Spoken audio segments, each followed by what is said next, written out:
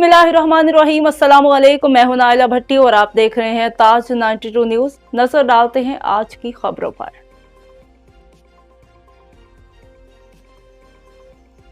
Administrator जिला council Karachi नूर हसन जोखियों ने कहा है कि शहर की तरक्की के लिए हर सतह पर कामों का आगाज कर दिया गया है। तमाम शहरी यकजा होकर अपने शहर पर जो उनका हक है अदा करें।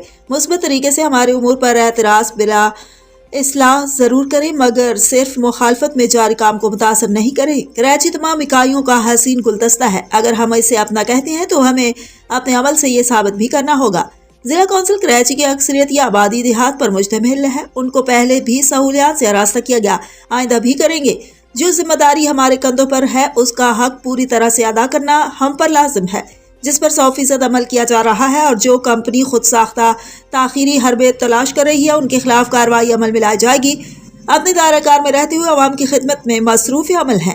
इन ख्यालात के इज़हार उन्होंने बिन कासिम ऑफिस में मुख्तलिफ वफूद से गुफ्तगू करते हुए किया। इस मौके पर chief officer S Hamidullah Baloch, director sanitation Mushtaq Mittu, director purchase Mujtaba Khan, PS Fida Jokhio, मुअज़्ज़िज़ीन इलाका भी मौजूद थे।